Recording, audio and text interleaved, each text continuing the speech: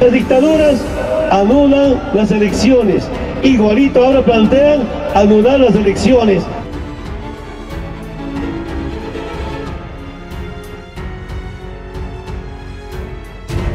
Esta situación creada adrede para dar pie a que las Fuerzas Armadas, la policía, le digan al presidente: usted se tiene que ir. Eso es un golpe de Estado.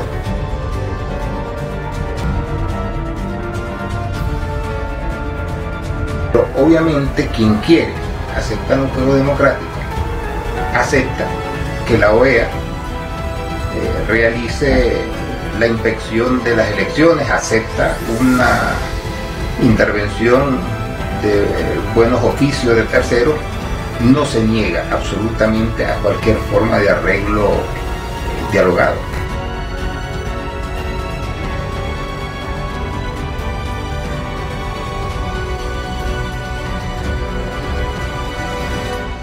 No tumbamos gobierno, liberamos un pueblo en fe.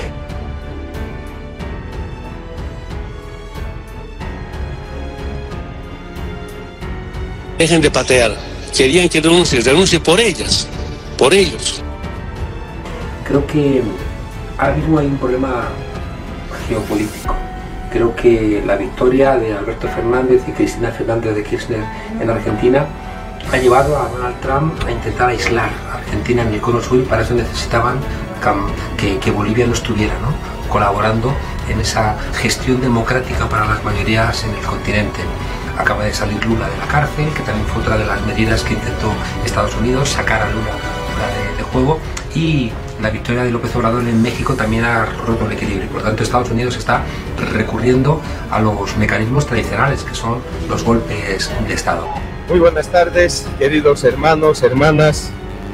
Un saludo muy cariñoso y respetuoso a nuestro hermano Juan Ramón. Gracias por estar presente en esta hermosa ciudad.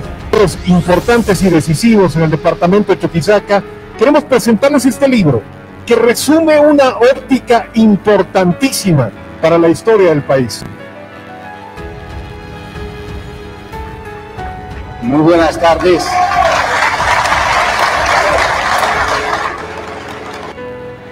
Bolivia ha vivido durante un año un régimen que yo he calificado en el libro, y no solamente lo he calificado, sino lo he explicado teóricamente, un régimen, un Estado policial militar. El 10 de noviembre del año 2019, en Bolivia se ha producido una ruptura del orden institucional, un quiebre después de casi 40 años de continuidad democrática.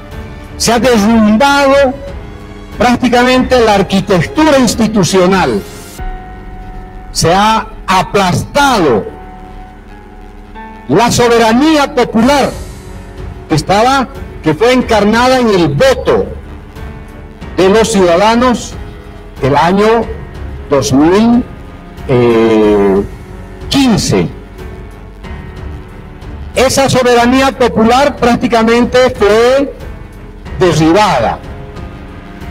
Se quebraron valores esenciales de la Constitución, como el de la no deliberación de las Fuerzas Armadas. Se violó el orden y la obediencia constitucional de la policía, porque se supone que la policía es una institución obediente, y lo primero que hizo la policía fue amotinarse, rebelarse, insubordinarse. Se violaron las normas más elementales y los procedimientos más elementales de la Asamblea Legislativa, que define la titularidad presidencial a través de procedimientos. Se violaron varias cosas. Pero yo no he escrito este texto para discutir si fue golpe o no fue golpe. No. Eso que lo discutan los filósofos, los científicos políticos, los que quieran discutir. No he escrito para rebatir si fue golpe o no golpe. Este es un libro que describe el tipo de golpe que hemos vivido en Bolivia, las características del golpe que hemos vivido en Bolivia. Por lo tanto, no pierdo mi tiempo para responder a los pseudo intelectuales de la derecha que dicen que no hubo golpe. Aquí hay un problema, queridos compañeros, de fondo, y es que aquellos que dicen que no hay golpe se apoyan en el concepto de que los golpes de Estado son propiciados casi exclusivamente por las Fuerzas Armadas, y como las Fuerzas Armadas no llegaron al poder el 10 de noviembre, por lo tanto no hubo golpe de Estado. Es decir, aquí hay un problema conceptual, hay un problema metodológico de los intelectuales de la derecha que sostienen la inexistencia del golpe porque las Fuerzas Armadas no ocuparon el Palacio de Gobierno. Fíjense que es un concepto que más que un concepto en realidad es un procedimiento, es una técnica golpista que como no se produjo, entonces no existió el golpe de Estado. Este es un argumento peregrino, es un argumento demasiado ligero. Quieren negar el golpe, lo quieren negar porque no hay centralidad militar en el poder político. Quieren negar el golpe, ¿no? Porque señalan que se habría procedido con una sucesión, ¿no? Lo más parecida, y escúchenlo bien, con una sucesión constitucional lo más parecida a lo que establece el reglamento de la Asamblea Legislativa Plurinacional. Por lo tanto dicen, no se produjo el golpe porque nos acercamos a cumplir los procedimientos constitucionales. Bueno, no voy a seguir explicando los argumentos de la derecha, pero el libro no se ha escrito para discutir si hubo golpe o no hubo golpe. Este es un libro que describe lo que dice el subtítulo, la anatomía de violencia y del saqueo, que son dos elementos constitutivos de todo aquello que produce un golpe de Estado. Se trata de eso en primer lugar. Por lo tanto, los que van a leer el libro van a encontrar esta propuesta. Una segunda cuestión que tiene el libro, queridos compañeros, compañeras, es que los golpes de Estado, particularmente en Bolivia, vienen precedidos, están preñados de masacre. No hay un golpe de Estado que se haya producido, a excepción de los golpes de Estado ejecutados por militares progresistas, no hay.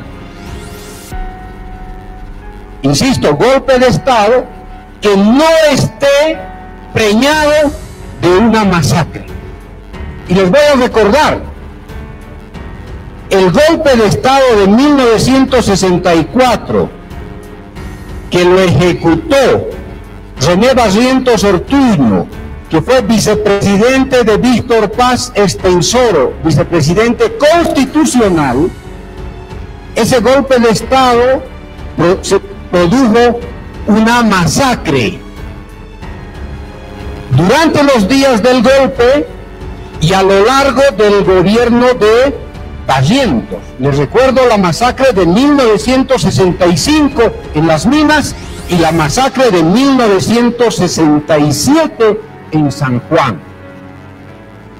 El golpe de Estado de Banzer en 1971 empezó masacrando a estudiantes en la ciudad de Santa Cruz, estudiantes de la Universidad Gabriel René Moreno.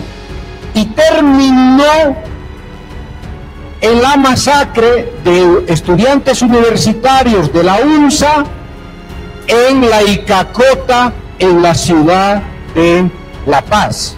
Pero además, no conforme el régimen golpista de Banzer ejecutó planes en el marco del Plan Cóndor, pero además llevó adelante masacres en centros mineros, como lo hizo Barrientos, pero también en el Valle Alto de Cochabamba. No se sabe con exactitud a cuánta gente se masacró en Epizana y en algún otro lugar del Valle Alto.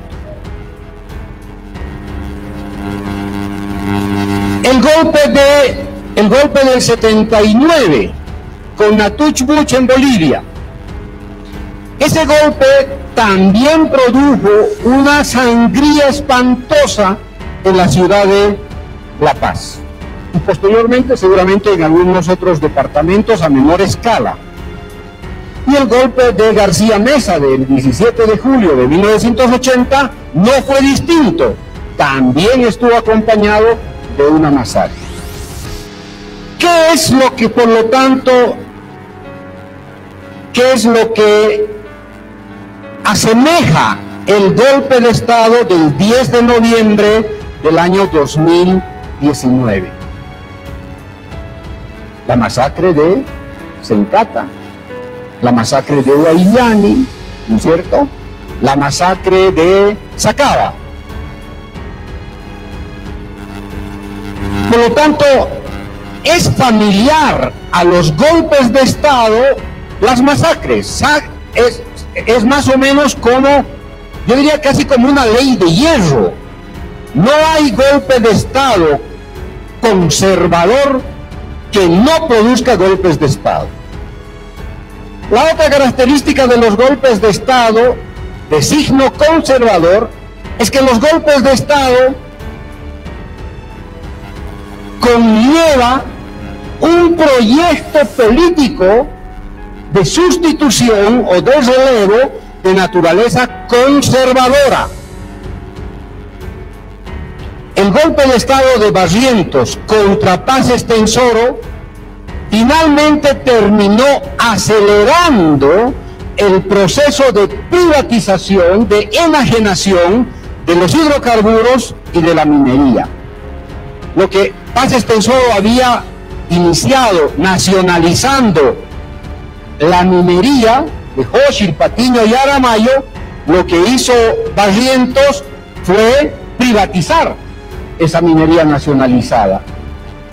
De alguna manera, Paz Estenssoro se había atrevido a regular las concesiones petroleras con una perspectiva, diríamos, casi nacionalista, y lo que hizo Barrientos después del golpe fue restaurar prácticamente una política ultra privatizadora de las concesiones petroleras, particularmente a la Gulf Oil Company.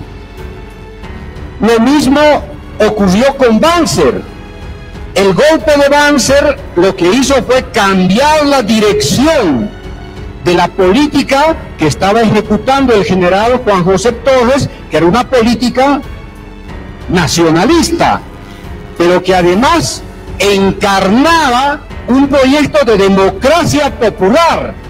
Y fíjense, con el gobierno de Torres se termina con la Asamblea Popular, se termina con la nacionalización de una parte de la minería, se termina con la recuperación de la soberanía nacional, y Banzer termina en los brazos, obviamente, del capital financiero transnacional, que es el que gobierna Bolivia.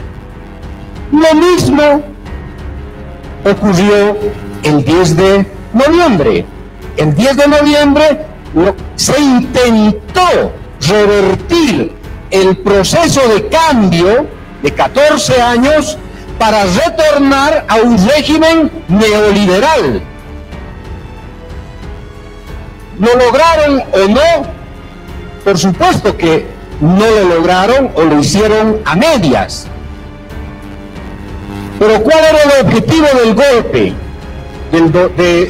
de Yanine Áñez y de su pandilla? El objetivo era revertir la nacionalización, revertir el modelo económico, revertir la política social, revertir la soberanía nacional. ¿Cuál fue la otra característica de los golpes de Estado en Bolivia? El saqueo. Con Barrientos, las empresas transnacionales terminaron apropiándose de los recursos naturales, del gas, del petróleo, de la minería. Con Banzer, la economía se subordinó absolutamente al Fondo Monetario, se privatizó prácticamente todo, se perdió toda señal de soberanía, y con el régimen de Yanine Áñez, por supuesto que también se replicó la característica del saqueo. No existe y si alguien me contradice, no existe una sola institución en la dictadura de Áñez que no haya sido objeto de saqueo, objeto de robo, objeto de desmantelamiento, de asalto. Los más, diríamos, los daños mayúsculos que se produjeron en el desarrollo de la industria del litio, para atrás, 10 años para atrás. Entre otras cosas, ya se estaba discutiendo en el gobierno de Yanine Áñez la privatización del litio, la concesión de áreas de extracción potencial de litio a empresas norteamericanas, canadienses y británicas. Llegaron al país 4 misiones entre el 20 de noviembre hasta el 20 de marzo. 4 misiones de los gobiernos británico, canadiense, norteamericano y alemán. ¿A qué llegaron en menos de 3 meses a Bolivia estas empresas extranjeras? A husmear lo que seguramente pensaban ellos que iban a explotar. YPF se pulverizó. La planta de urea y amoníaco para atrás, se paralizó. Ahí están más de 400, 500 millones de dólares perdidos en la planta de urea y amoníaco. Piense las otras empresas.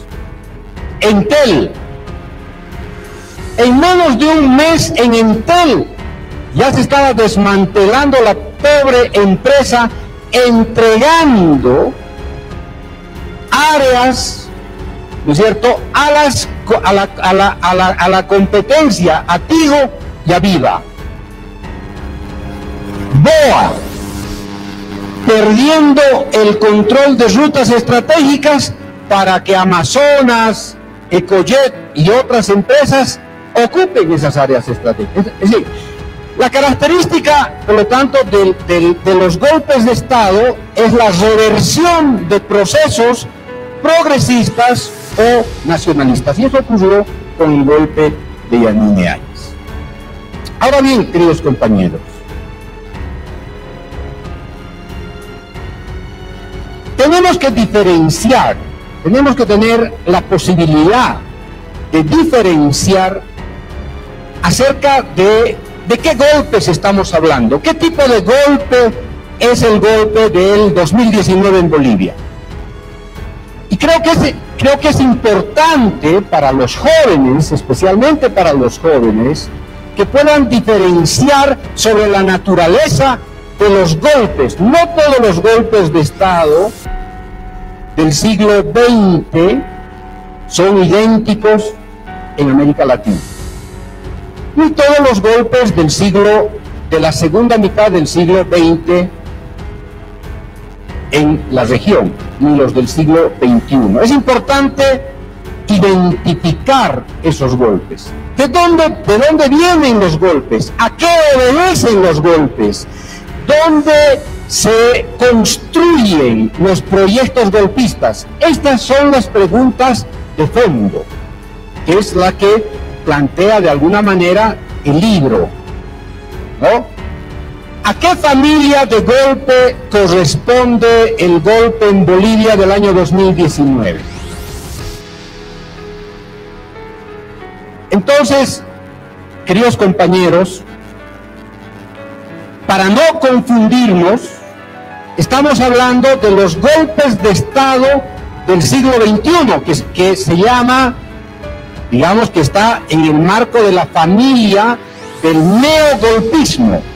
Hay un nuevo fenómeno en América Latina que es el neogolpismo. ¿Y a qué obedece que en América Latina se haya reinstalado este fenómeno del neogolpismo? ¿A qué obedece?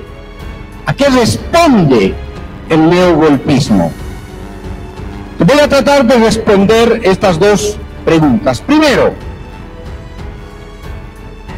los golpes de Estado, tanto del siglo XX, de la segunda mitad del siglo XX, desde 1950 hasta fin de siglo, se corresponden con golpes de Estado en América Latina y en Bolivia en particular en el marco de la Guerra Fría, de esta disputa político-ideológica entre Estados Unidos y la Unión Soviética. En ese contexto se produce un conjunto de golpes de Estado en América Latina que responden fundamentalmente al interés y a la seguridad de los Estados Unidos para impedir que cualquier país en América Latina comulgue con la posición de la Unión Soviética.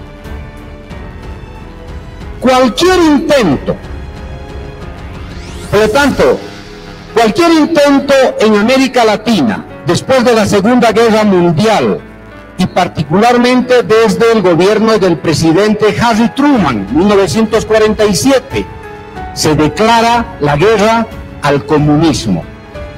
Durante 40 años, América Latina y el mundo, pero particularmente América Latina, ha vivido bajo la sombra de la Guerra Fría, es decir, de la guerra política ideológica, de la competencia militar entre Estados Unidos y la Unión Soviética.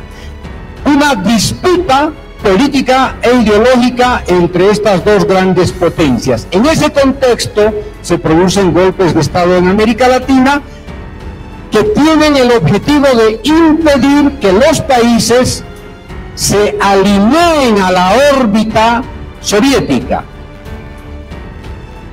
Los golpes de Estado, por lo tanto, en el marco de la Guerra Fría, empiezan en Guatemala, el 54, derrotan a un gobierno democrático, al que lo declaran procomunista, simplemente por el hecho de que el presidente Jacobo Arbenz en Guatemala lo que hace es promover una reforma agraria, imponer impuestos a las empresas de explotación de banano y recuperar su capacidad de transporte marítimo. Solamente porque toma decisiones el presidente Arbenz de naturaleza soberana, Estados Unidos decide darle un golpe de Estado porque cree que ese gobierno está alineado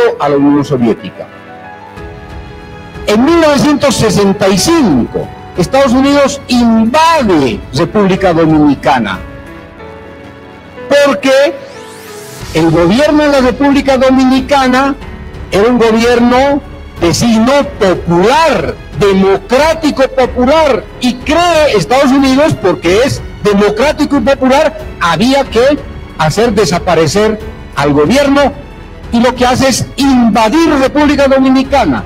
Miren, solamente por el derecho a tener un tipo de democracia distinta a la que practica Estados Unidos decide invadir República Dominicana.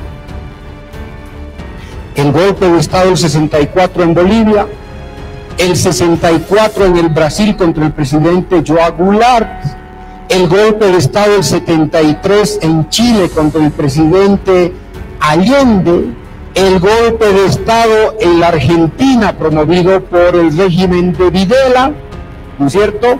Y se cierra un poco en los ciclos de los golpes de Estado en América Latina con el golpe de Estado de García Meza en Bolivia en 1980. Esta familia de golpes de Estado, en todos estos golpes de Estado y en las intervenciones armadas contra los países, está presente el imperio norteamericano y particularmente la CIA. No hay un solo golpe de Estado en América Latina en 40 años donde no esté presente la Central de Inteligencia norteamericana, donde no esté presente el Departamento de Estado, donde no esté presente la mano siniestra del imperio norteamericano. No hay un solo golpe, compañeros. Todos los golpes de Estado están forjados, están planificados, están financiados por Washington. ¿Cuáles las razones para esos golpes de Estado? Fundamentalmente mantener el alineamiento geopolítico de América Latina, Centroamérica y el Caribe a la órbita imperial norteamericana. Y para eso, fíjense, los que dicen que son los abanderados de la democracia, para mantener el alineamiento político e ideológico de América Latina, inclusive violan sus códigos políticos porque instalan en América Latina regímenes criminales solamente con la pretensión de preservar gobiernos alineados a los Estados Unidos. El régimen de Somoza, el régimen más criminal que ha existido en Centroamérica, el de Somoza, apoyado por Estados Unidos. ¿Cuál es el pretexto? Preferimos apoyar a Somoza y a su política criminal a que llegue un gobierno de signo prosoviético. Preferimos invadir República Dominicana a que se instale un gobierno popular de signo procomunista. Fíjense que durante esos 40 años la política exterior de Estados Unidos no solamente fue el golpe de Estado, fue también el magnicidio. En algún momento, cuando no le servía el golpe de Estado, se apelaba al magnicidio. ¿A qué presidentes de América Latina asesinaron las agencias norteamericanas de inteligencia? Les recuerdo, compañeros, al presidente Roldós del Ecuador lo asesinó la CIA solamente porque el presidente Roldós se tomó la libertad de nacionalizar el petróleo ecuatoriano. La CIA lo mató al presidente panameño, panameño por la sola decisión de recuperar la soberanía del canal de Panamá. Lo asesinaron. Lo asesinaron a nuestro presidente, Juan José Torres, en una villa en la ciudad en los suburbios de Buenos Aires, al presidente JJ Torres. Asesinaron al comandante de ejército del presidente Allende. Asesinaron a Torrijos de Panamá.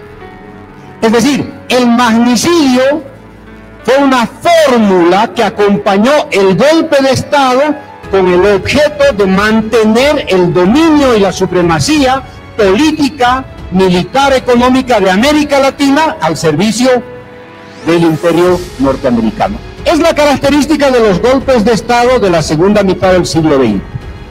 ¿Cuáles son las características y en qué contextos se producen los golpes de Estado en el siglo XXI, del que hemos sido víctimas? Los golpes de Estado del siglo XXI cambian, compañeros. Ha habido una transformación, lo que se puede decir, en la economía política del golpismo. Y es que los golpes de Estado ya no son ejecutados estrictamente por las Fuerzas Armadas. Ya son golpes de Estado que se ejecutan de distinta manera.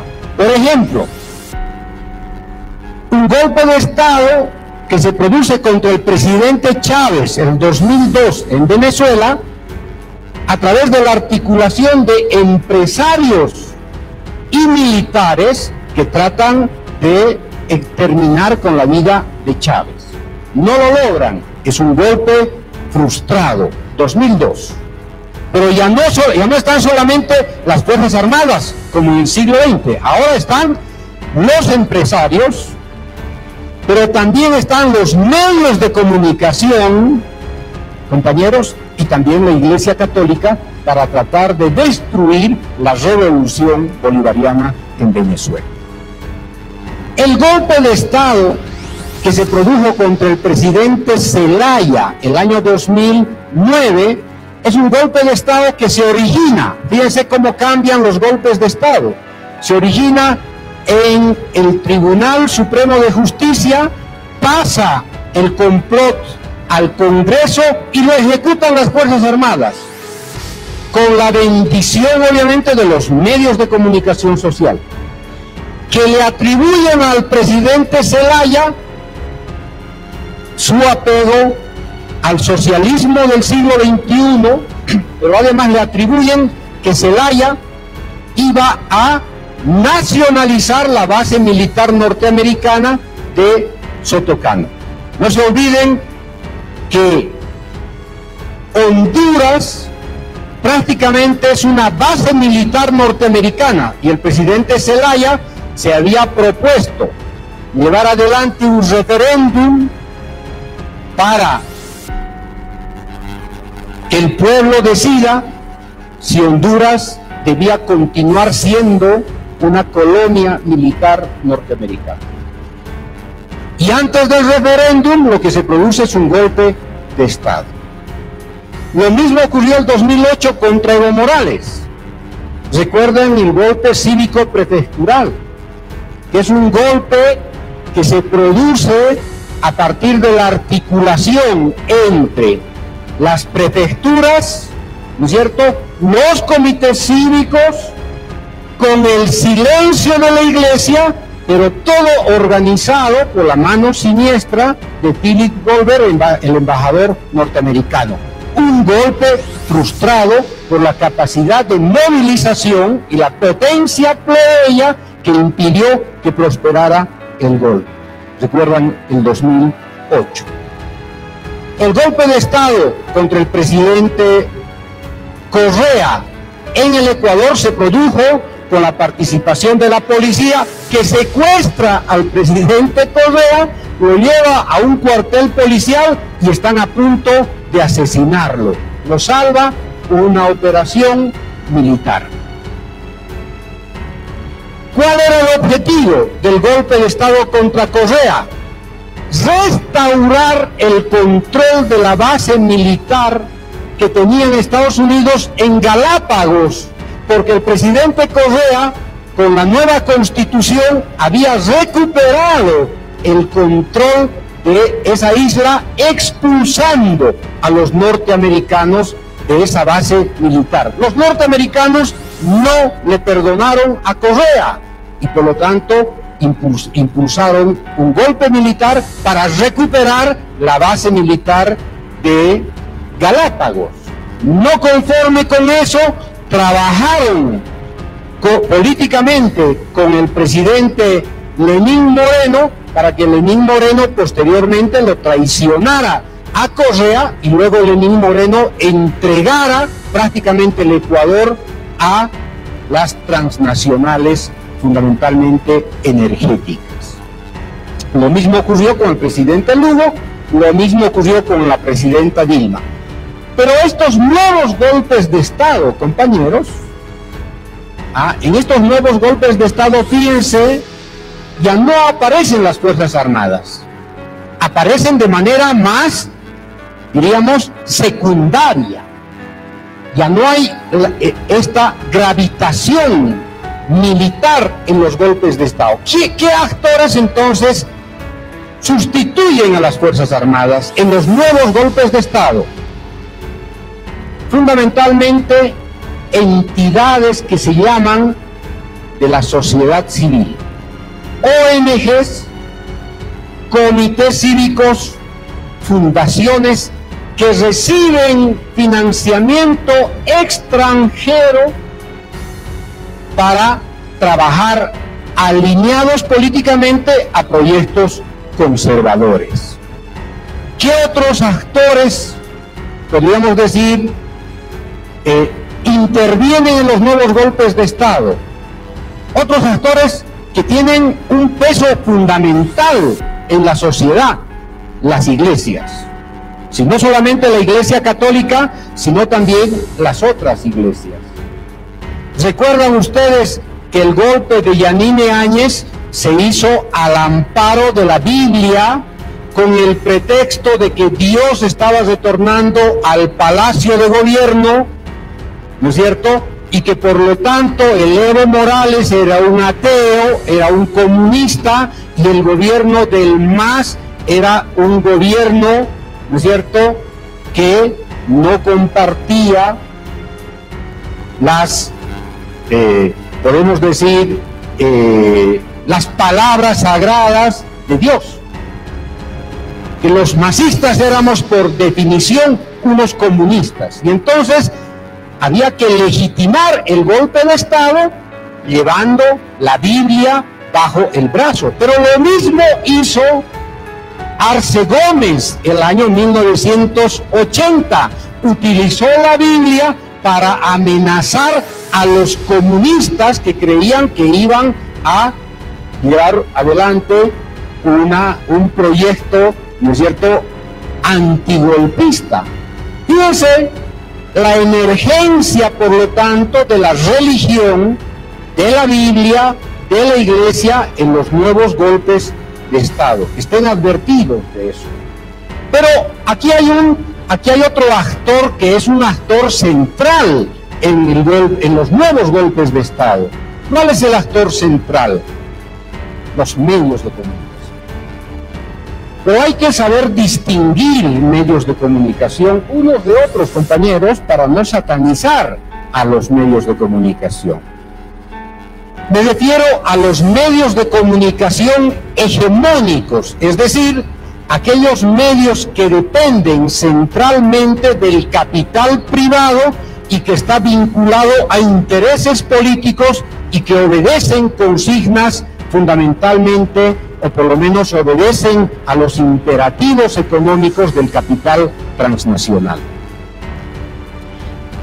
Los medios económicos, los medios de comunicación prácticamente están sustituyendo el papel que tenían las Fuerzas Armadas en el siglo XX. Los nuevos actores golpistas, desestabilizadores, los nuevos actores que promueven movilizaciones violentas, que incitan a través de operaciones psicológicas, que difunden información falsa como los fake news, o que deliberadamente manipulan la opinión pública, se constituyen en armas políticas en determinadas circunstancias. Pero junto con los medios de comunicación aparecen las redes sociales, que son verdaderas maquinarias que movilizan, que distorsionan la realidad y que son capaces de fermentar actos de violencia insólitos e inimaginables. Estas son las nuevas características de los nuevos golpes de Estado. Pero hay un dato que no cambia, queridos compañeros. Hay un dato que es inmodificable en los golpes de Estado del siglo XX y en los golpes de Estado del siglo XXI. ¿Cuál es el dato inmodificable? Lo que se puede llamar la configuración del golpe. El dato inmodificable es que estos son golpes de naturaleza geopolítica que van más allá solamente del interés político de los partidos de derecha de cada uno de nuestros países. Es decir, los nuevos golpes de Estado se inscriben en la familia de los golpes de Estado geopolíticos. ¿Por qué? Porque hay una razón poderosa que induce especialmente a Estados Unidos a promover proyectos de desestabilización y de destrucción de procesos democráticos y populares en América Latina. Porque esos procesos democráticos y populares lo que hacen es recuperar la soberanía del Estado, nacionalizar los recursos naturales, ampliar la esfera de la democracia y fundamentalmente radicalizar políticas sociales, evitando la transferencia de excedentes del país hacia los circuitos del capital financiero transnacional. Consecuentemente, si bien en el siglo XX los golpes de Estado estaban motivados por razones más políticas e ideológicas, no estaban exentas de intereses geopolíticos y de apropiación de recursos naturales en América Latina. Ojo, el siglo XXI, los golpes de Estado tienen una fuerte connotación geopolítica vinculada a la apropiación de recursos naturales, a la preservación del control geopolítico y para evitar la incursión de potencias extranjeras en territorio de América Latina, frente a lo que hoy día estamos experimentando, estamos avisorando el declive del imperio norteamericano o la crisis del sistema capitalista global. Dicho de otra manera, compañeros, los golpes de Estado del siglo XXI obedecen a imperativos geopolíticos.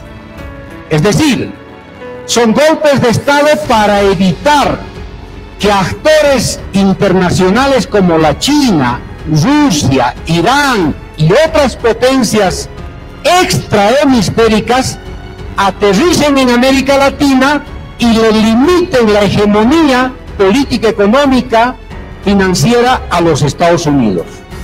Estos golpes de Estado estos nuevos golpes de Estado tienen que ver, por lo tanto, por una disputa geopolítica sobre América Latina. Eso nosotros no podemos obviar. Los golpes de Estado no se hacen, no se construyen, queridos compañeros, en un cuartucho entre cuatro loquillos derechistas de Bolivia, ¿no es cierto?, que juegan cacho. No, los golpes de Estado van más allá de la voluntad racista, conservadora de los Mesa, de los Doria Medina, de los Camacho, está más allá de ellos. Simplemente sin olvidar que ellos, en el contexto de los golpes geopolíticos, se convierten en peones de tercera categoría, porque terminan obedeciendo los imperativos geopolíticos de la potencia imperial. Este es un elemento fundamental, queridos compañeros y compañeras, no olviden. Segundo, ¿por qué se producen los golpes de Estado? ¿Por qué tiene que caer la democracia boliviana? ¿Por qué tiene que caer la democracia venezolana? ¿Por qué tiene que caer la democracia hondureña? ¿Por qué tiene que quebrarse la democracia brasilera? ¿Qué hemos hecho para que nuestras democracias, que entre otras cosas encarnan proyectos de desarrollo político, de desarrollo social, económico e industrial, ¿no es cierto?, tengan que ser desmantelados? ¿Por qué? ¿Cuál es la razón? Compañeros, la razón es esencialmente económica, financiera, porque estamos en un contexto de crisis estructural del sistema capitalista. El sistema capitalista hoy día está experimentando una crisis energética, una crisis medioambiental, una crisis financiera, una crisis militar y una crisis política.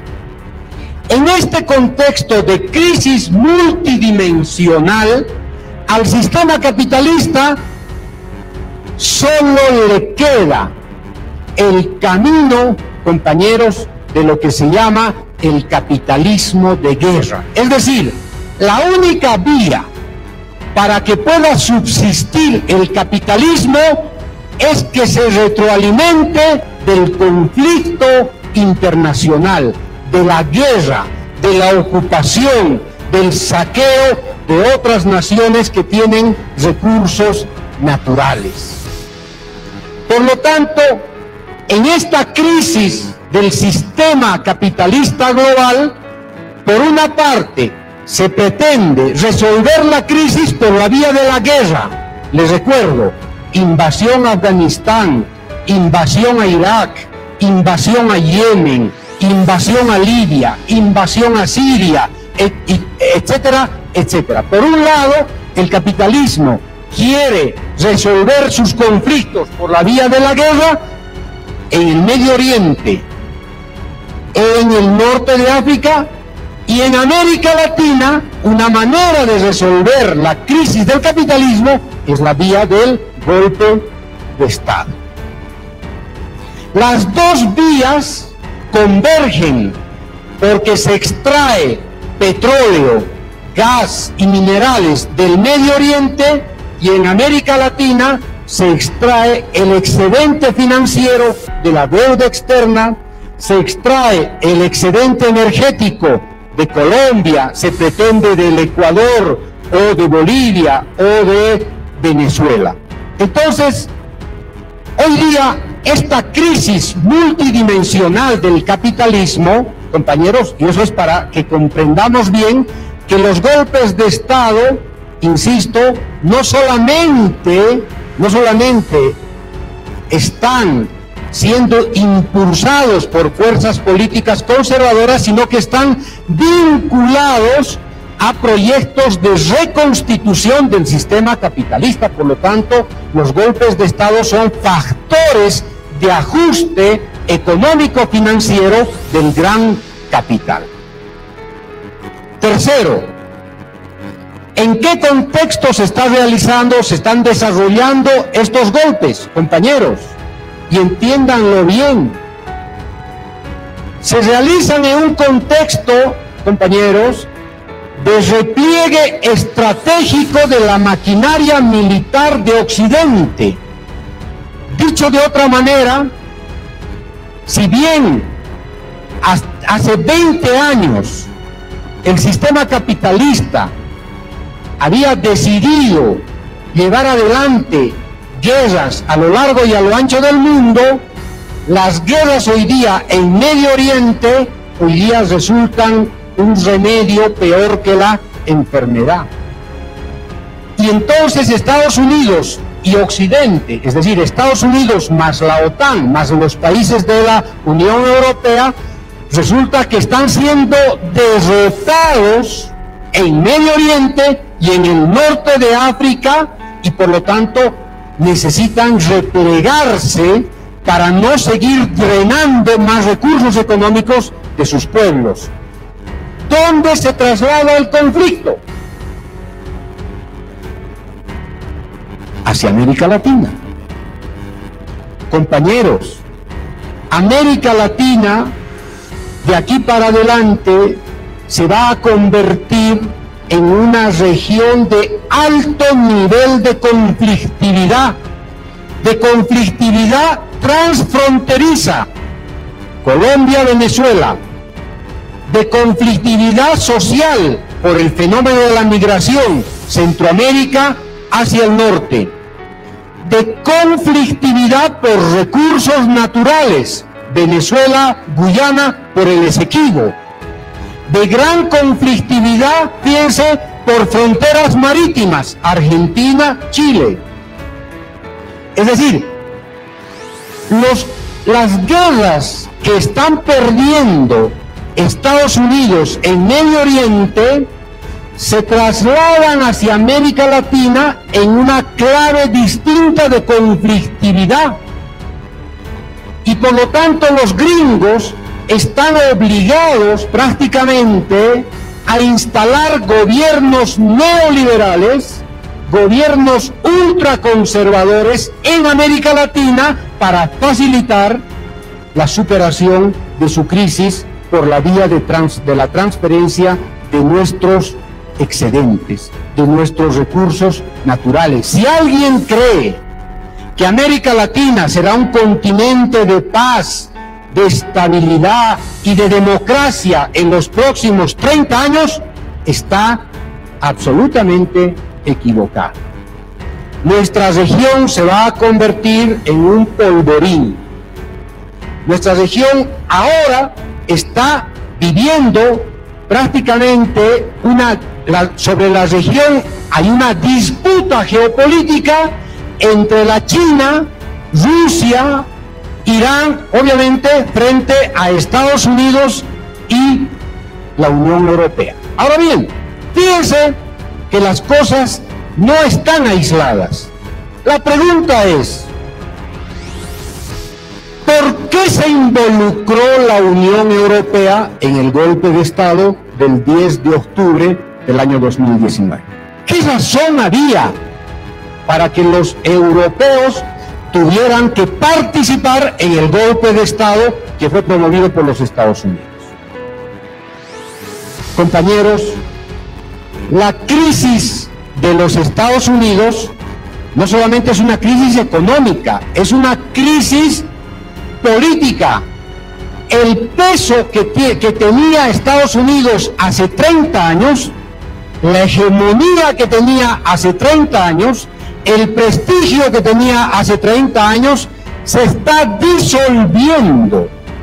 Y por lo tanto Estados Unidos ya es incapaz de promover golpes de Estado exclusivamente impulsados por Washington. Necesita inexcusablemente el apoyo de Bruselas, es decir, de la Unión Europea y por lo tanto de la OTAN. Porque el prestigio de Estados Unidos en América Latina está disminuido. La hegemonía norteamericana se ha caído a pedazos. ¿Por qué? Porque América Latina ha sido objeto de inversiones chinas que los Estados Unidos son incapaces de ejecutar en los últimos 10 años. En los últimos 10 años, China ha invertido 3 veces más que Estados Unidos en América Latina, 3 veces más. Por lo tanto, Estados Unidos está contra la pared y consecuentemente no puede llevar adelante aventuras golpistas solamente como potencia hegemónica, y para eso tiene que buscar el apoyo de la Unión Europea. Nunca antes se había producido en Bolivia un golpe con la intervención, fíjense, de la Unión Europea, con la intervención de la OEA, con la intervención de gobiernos regionales. Fíjense bien, compañeros, nunca antes, hasta podemos decir, los golpes de Estado del siglo XX eran golpes de Estado que los ejecutaba casi exclusivamente la CIA el Departamento de Estado o el Departamento de Defensa aliados a los militares golpistas en América Latina. Hasta fines del siglo XX, Estados Unidos tosía y nuestros países tenían pulmonía. Hoy día Estados Unidos puede toser, incluso puede tener pulmonía y nosotros nos mantenemos de pie. Fíjense cómo ha cambiado. Hoy día la primera economía mundial ya no es Estados Unidos, la primera economía global es China. Entonces, esta transformación de la hegemonía norteamericana, compañeros, no nos beneficia en nada. Algunos de nosotros, que somos antiimperialistas, podríamos decir qué maravilla, Estados Unidos está en declive, está cayendo el prestigio, se está derrumbando el poder norteamericano, podíamos hacer fiesta. Pero la experiencia histórica nos dice que hay que preocuparse. ¿Por qué? ¿Por qué tenemos que preocuparnos del declive de los Estados Unidos? Si lo que tenemos que hacer más bien es fiesta. Si los Estados Unidos nos han oprimido, nos han explotado, nos han dado golpes de Estado, se han llevado nuestros recursos naturales, nos han impuesto gobiernos neoliberales, nos han impuesto políticas fondomonetaristas, deberíamos estar felices. No, compañeros. A medida que pierde hegemonía los Estados Unidos, sus políticas exteriores son más agresivas, son más violentas, son más intolerantes. Hoy día, fíjense, hoy día, a los Estados Unidos ya no les sirve la democracia, queridos compañeros. Este país que se decía que era el abanderado de la democracia, se decía que era el abanderado de los derechos humanos, se decía que era el abanderado del libre comercio, el abanderado de la libertad de expresión, todos estos atributos prácticamente están dejando de ser atributos inherentes al imperio norteamericano.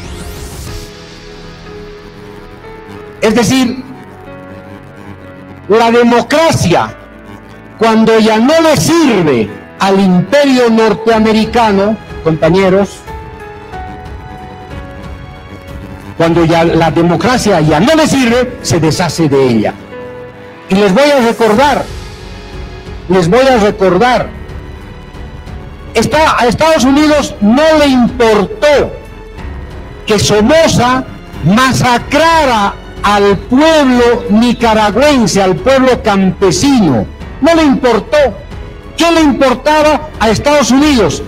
Que el gobierno nicaragüense sea anticomunista.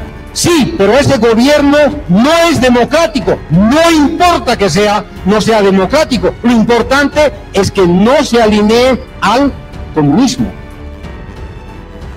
Hoy día ocurre lo mismo, compañeros. El gobierno de Afganistán, el gobierno impuesto por los Estados Unidos después de la invasión a Afganistán, era el presidente Karzai. Y el presidente Karzai tiene un hermano que era el que gobernaba la industria del opio en Afganistán. Resulta que los norteamericanos son los que lideran la guerra contra el narcotráfico, pero era una contradicción que el hermano del presidente de Afganistán, colocado por los norteamericanos como un gobierno títere, esté vinculado al narcotráfico. ¿Cuál era la respuesta de Estados Unidos? No nos importa que sea narcotraficante. Lo que es importante es que tengamos dominio sobre Afganistán. Miren, por lo tanto, las patas cortas de la democracia norteamericana. A los norteamericanos ya no les interesan los derechos humanos, compañeros. la masacre de Sencata y de Sacaba, frente a la masacre de Sacaba y Sencata, ¿qué dijeron los norteamericanos, los abanderados de los derechos humanos? ¿Qué dijeron, Oscar? Nada. No dijeron absolutamente nada, porque le toleraron a la a la golpista, le toleraron que masacrara al pueblo para que el indio Evo Morales ya no sea el presidente de este país, porque el indio Evo Morales era un presidente antiimperial, anticapitalista, y era preferible, fíjense bien, era preferible masacrar al pueblo boliviano a que el indio Evo Morales siguiera gobernando este país. ¿Dónde está la moral de los derechos humanos de los abanderados de la democracia? Vamos más adelante. Los Estados Unidos acaban de publicar, los grandes medios internacionales acaban de publicar con gran fanfarria la noticia de que se ha descubierto cuentas, ¿no es cierto?, en los bancos de Panamá y en otras que se llaman, en otros paraísos fiscales. Fíjense, compañeros, los Pandora Papers, como Panama Papers, fíjense bien. Se supone que los que van y depositan su plata en estos paraísos fiscales son aquellos que esconden su plata, ¿no es cierto?, a expensas del pago de impuestos de sus países, y se supone que esa plata está teñida de corrupción. ¡Qué casualidad más extraordinaria de los Pandora Papers, que todos los ladrones, que todos los sinvergüenzas que tienen plata en los paraísos fiscales hayan sido latinoamericanos, reyes, artistas? Pero de esa lista de más de 3.000 sinvergüenzas, resulta que no hay empresas norteamericanas.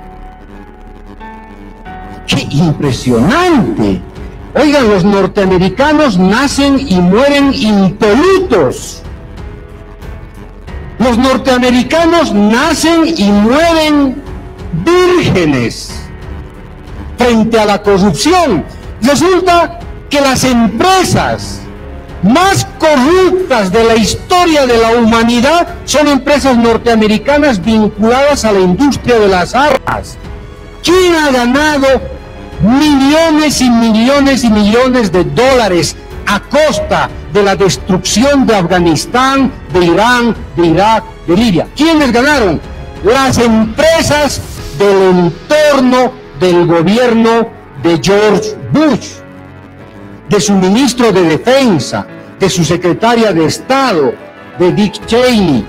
Las grandes empresas vinculadas a la industria de las armas se enriquecieron con billones de dólares a costa de masacrar, de hacer desaparecer pueblos enteros. Pero no están en Pandora Papers, compañeros. Entonces, fíjense cómo el concepto de democracia que tienen los gringos es aplicable a sus intereses de seguridad y a sus intereses económicos y financieros. El concepto de la corrupción es funcional a la hegemonía, al predominio imperial. El concepto de derechos humanos, y vamos más allá si quieren, el concepto de la defensa del medio ambiente. ¿Quiénes son los que más destruyen el medio ambiente? La industria de las armas, las grandes industrias de agroquímicos, las grandes industrias mineras, y el 85% de esas industrias están en Estados Unidos. Y resulta que nosotros tenemos que ser los peones del medio ambiente para no tumbar arbolitos mientras ellos provocan el calentamiento global. Estamos en ese escenario, queridos compañeros. Por lo tanto, no podemos pecar de ingenuos. no podemos pecar de incautos. Estamos en un momento de una crisis espantosa del sistema capitalista global. Ya voy terminando. Fíjense bien, hasta el día de hoy, incluso el año 2021, la pandemia va a ser enfrentada por los sistemas de salud públicos. Dicho de otra manera, van a ser los estados los que compren las vacunas para inmunizar a sus pueblos. Pero desde el año 2023, mis queridos hermanos y mis hermanas, los que van a tener que pagar la inmunización frente a la pandemia y a las nuevas variantes del COVID, desafortunadamente van a ser los pueblos. Pero aquí está lo más terrible. Los pueblos van a ser los que paguen sus vacunas, pero los que van a tener el negocio más grande del planeta van a ser las industrias farmacéuticas. Y el 90% de las industrias farmacéuticas están entre Europa y los Estados Unidos. Y los pobres, para no morirnos, vamos a tener que sacar nuestra plata del bolsillo, hipotecando la salud de nuestra gente, la educación de nuestra familia, nuestros ahorros, nuestra vivienda. ¿Recuerdan ustedes en la primera fase del COVID, compañeros? Para poder sobrevivir hemos tenido que pagar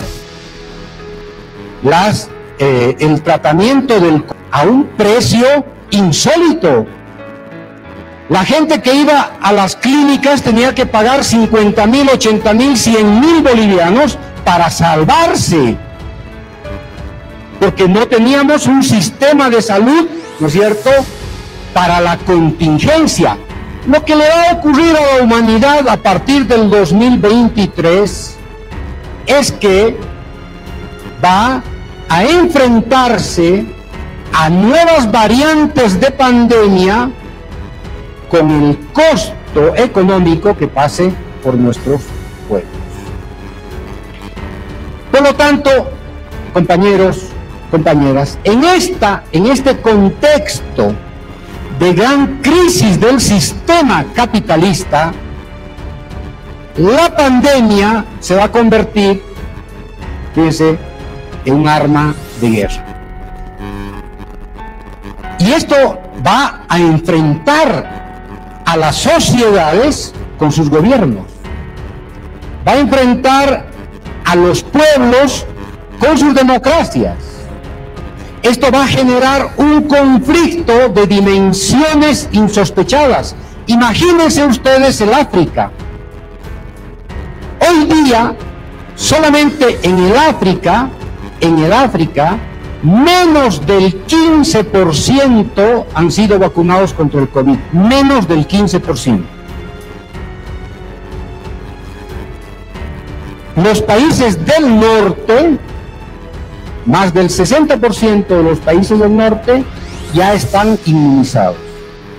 Y más del 80% de los países del sur tenemos problemas con las vacunas. Aquí se va a abrir una brecha espantosa entre el norte y el sur. Consecuentemente, compañeros, compañeras, vamos a enfrentar nuevos conflictos, vamos a enfrentar conflictos de distinta naturaleza, de tal manera que el capitalismo va a intentar recuperarse a partir de nuestra miseria. ¿Qué le queda, por lo tanto, a nuestros pueblos? ¿Qué le queda a nuestras naciones? ¿Qué le queda a nuestra región? Lo que le queda a nuestra región es pelear por proyectos nacional populares, por proyectos de democratización del poder. Lo que le queda a nuestros pueblos, compañeros, es preservar estos proyectos de cohesión social, estos proyectos de distribución de la riqueza, de justicia social. Lo que le queda a nuestros pueblos es pelear por la preservación de la nacionalización, la preservación de proyectos de industrialización, la preservación de políticas sociales. Si no tenemos un Estado que nos proteja, estamos prácticamente huérfanos frente a la voracidad del capital.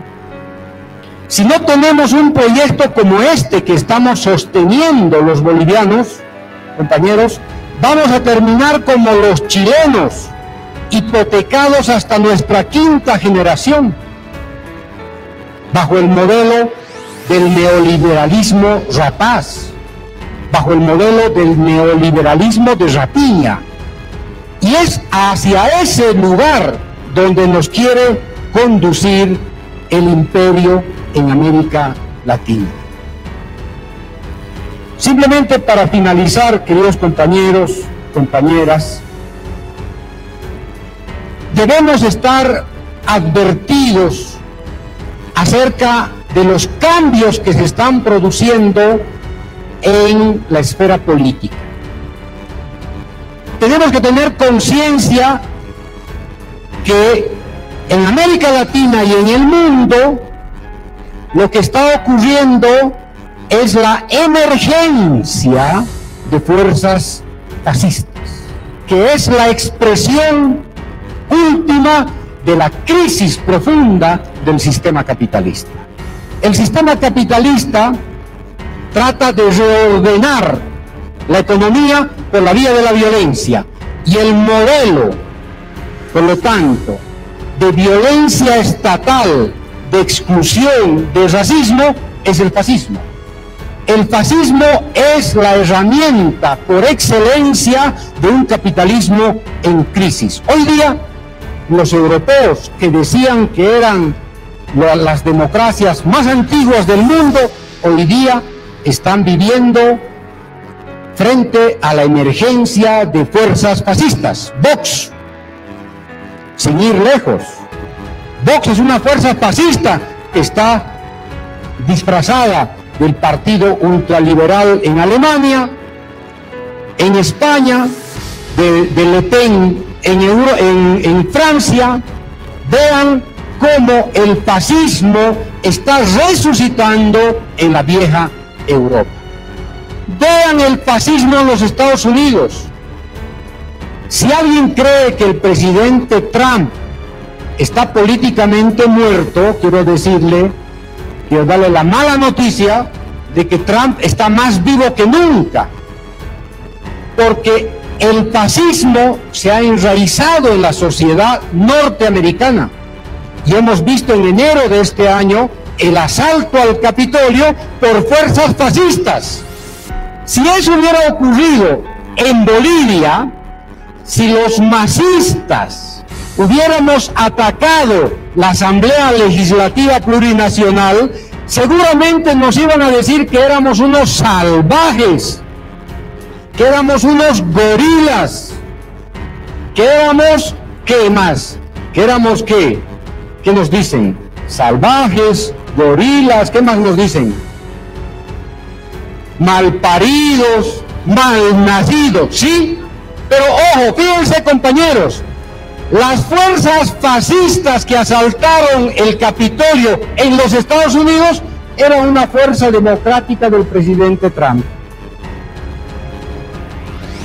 Pero en Bolivia íbamos a ser seguramente, comparados con estos gorilas fascistas, seguramente íbamos a ser los salvajes masistas.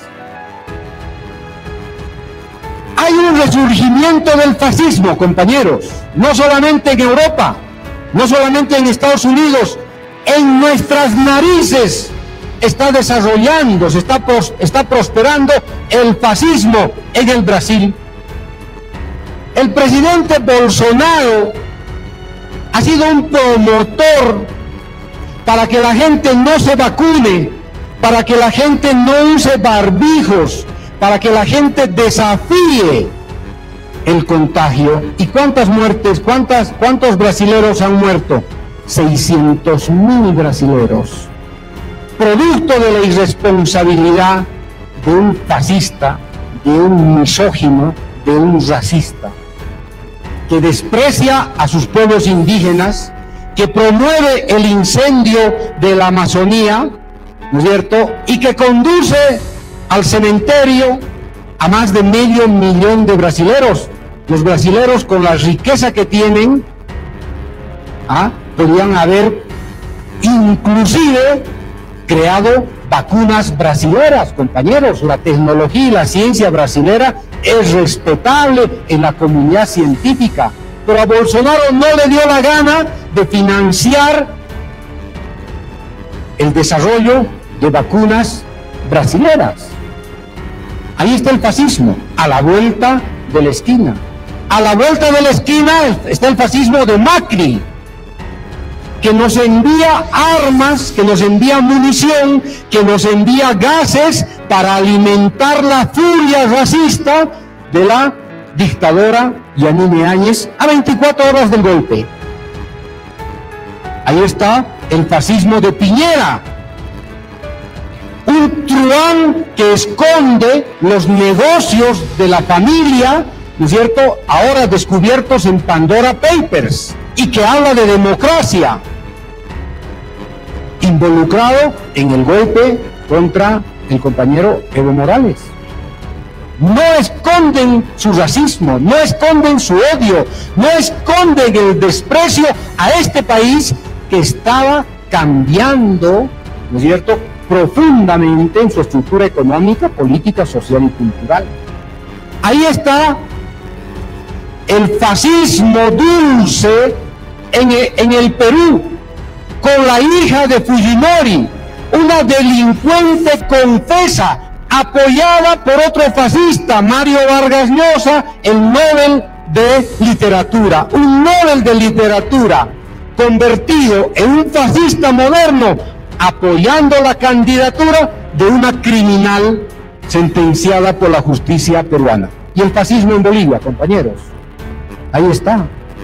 Ustedes los conocen de cuerpo entero, con nombre y apellido, y que hablan de democracia.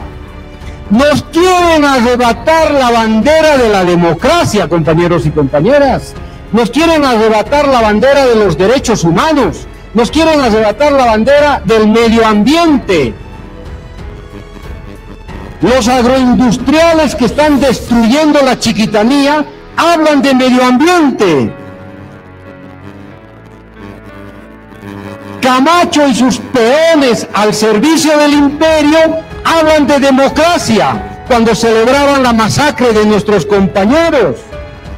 La Iglesia Católica, la jerarquía de la Iglesia Católica, ejercitando un silencio cómplice frente a la dictadura de Áñez, volando en los helicópteros, santificando con agua bendita. Por favor, compañeros y compañeras, la democracia real es la que estamos construyendo los que formamos parte del instrumento político. Esa es la democracia, compañeros y compañeras. ¿Qué más democracia? Fíjense cómo la derecha quiere, con narrativas falaces acompañados de los medios de comunicación, quieren arrebatarnos el discurso de los derechos de los pueblos indígenas, haciendo marchar a sus peones pagados. ¿Quién otorgó más derechos a los pueblos indígenas que el compañero Evo Morales? ¿Quién otorgó más derecho a las mujeres, a los jóvenes, a las personas de la tercera edad en este país? ¿Quién transformó la república colonial y racista por un Estado plurinacional, compañeros y compañeras? ¿No se acuerdan? Los movimientos sociales, la fuerza popular, los compañeros de a pie, los obreros, los indígenas, las mujeres, los campesinos, han escrito una historia distinta para este país y para América Latina y para el mundo. Y eso los fascistas no quieren negar. ¿Qué es lo que tienen los fascistas como proyecto político para este país? Que no sea la violencia, que no sea el golpe de Estado, compañeros y compañeras, que no sea su alineamiento al imperio, que no sea su sometimiento al capital financiero transnacional. ¿Qué nos ofrece el fascismo en Bolivia, queridos compañeros? Solamente una guerra civil para facilitar la intervención de los Estados Unidos, de las Naciones Unidas, en aras de la pacificación. ¿Quiénes hablan de pacificación? ¿Quiénes hablan de reconciliación? Los que primero disparan y después preguntan. ¿Quieren reconciliarse los que han masacrado? ¿Con quién se van a reconciliar? ¿Cómo van a reparar, compañeros, a esas familias que han perdido a sus hijos jóvenes, a sus maridos, a sus mujeres, a sus padres? ¿Cómo vamos a reparar? Y hoy día, cuando se cita por el Ministerio Público a un golpista, resulta que tienen que movilizar a toda su base fascistoide para defender a un crápula golpista. Y eso para ellos es persecución política. Compañeros, tenemos que ponernos a discutir. Tenemos que ponernos a debatir. Están confundiendo, con la ayuda de algunos medios de comunicación, conceptos básicos de derechos humanos, conceptos básicos de medio ambiente, conceptos básicos, compañeros, de democracia.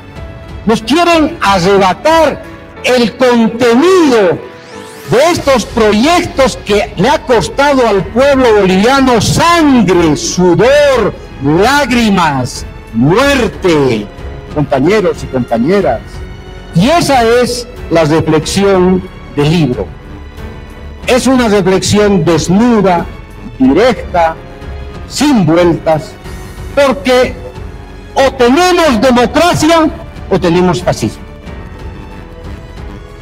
Y quienes saben y tienen conciencia del contenido de la democracia, compañeros, saben que lo peor que le puede ocurrir a un país es caer bajo las garras del fascismo.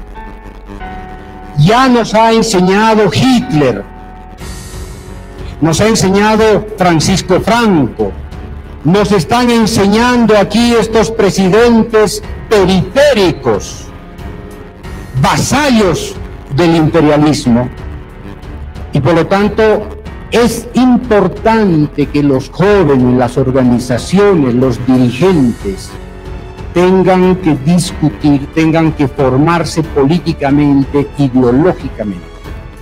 Tenemos que desarrollar una conciencia política clara, no podemos vivir de ambigüedad, y esta es una tarea fundamental, la formación política e ideológica en los barrios, en las organizaciones de base, en las comunidades, en las tentas, en las marcas, donde se pueda.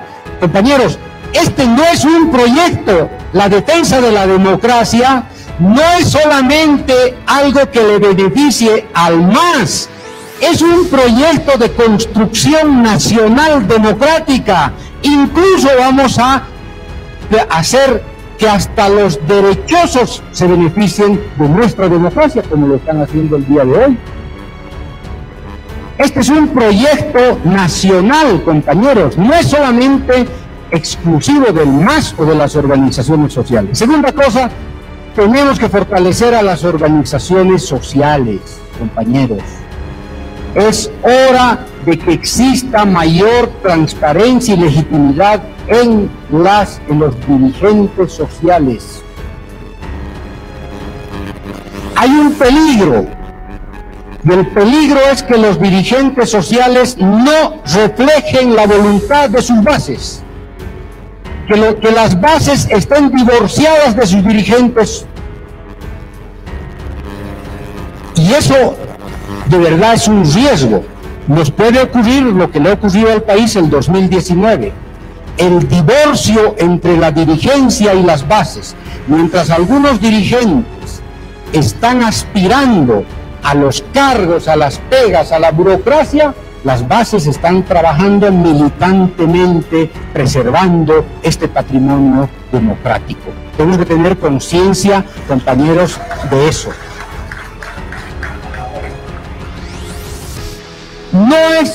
Este es un fenómeno general, no crean que es exclusivo de Sucre, Chuquisaca. No, es un fenómeno general, compañeros.